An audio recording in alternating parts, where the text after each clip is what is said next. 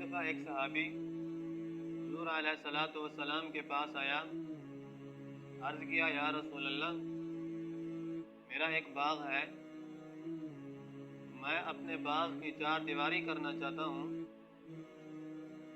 لیکن مسئلہ یہ ہے جو میرے پڑوس میں دوسرے آدمی کا جو باغ ہے اس کے باغ کے ایک دو درخت میری دیوار کے اندر آ رہے ہیں، آپ اگر ان سے وہ درخت مجھے دلوا کر دیں تو میری چار دیواری سیدھی ہو جائے گی۔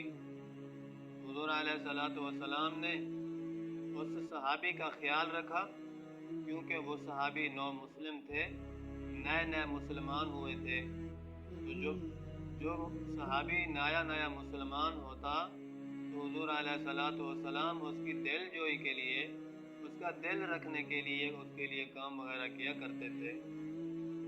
تو دوسرے صحابی کو بلایا، اس کو فرمایا کہ آپ کا باغ ہے، اس کے ساتھ اس کا باغ ہے، یہ اپنے باغ کے گرد دیوار دینا چاہتا ہے، لیکن مسئلہ یہ ہے کہ آپ کے باغ میں سے چند درخت، ایک دو درخت اس کی دیوار کے درمیان آ رہے ہیں، آپ اگر وہ درخت اس کو دے دیں تو میں آپ کے لیے جنت میں درختوں کے باغ کی بشارت آپ کو بشارت دیتا ہوں۔ تو صحابی نے کہا یا رسول اللہ، میں جنت میں تو جاؤں گا نا؟ حضور علیہ الصلوۃ والسلام نے فرمایا ہاں جنت میں تو جاؤں گے۔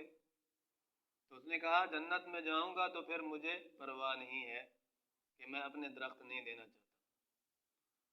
وہ یہ کہہ کر چلے گئے تو ساتھ میں ایک اور صحابی سن رہے تھے کہ حضور علیہ الصلوۃ والسلام نے ان کو جنت کی بشارت کی ایک دو درخت میں۔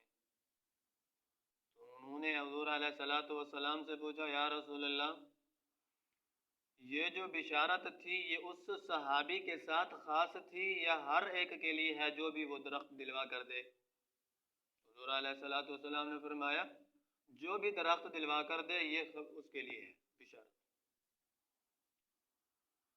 تو وہ صحابی چلے گئے اس بڑے میاں کے پاس، اس کے پاس بیٹھ گئے، بات چیت کی، حال احوال کیا، اس کے بعد اس کے ان درختوں کی خوب تعریف کی، وہ جو آپ کے درخت ہیں وہ اچھے ہیں، ان کا پھل بھی بہت اچھا ہے۔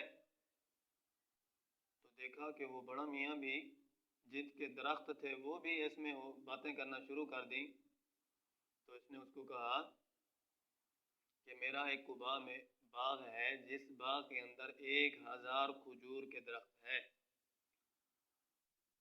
آپ اگر یہ دو درخت مجھے دے دیں تو میں اس کے بدلے آپ کو 1000 درخت والا باغ دے دوں گا قباء میں۔